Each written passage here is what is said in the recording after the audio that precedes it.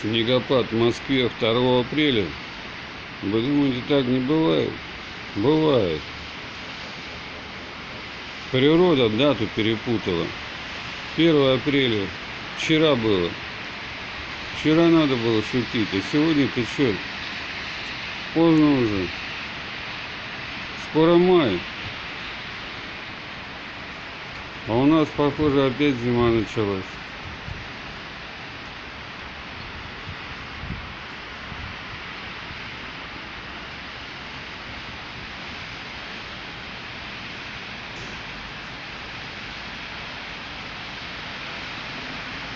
Вот это да.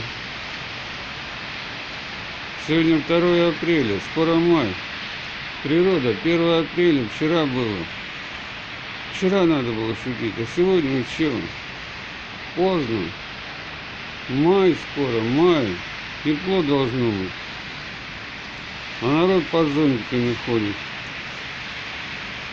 Под зонтиками, не от майского или апрельского дождя, а от снегопада.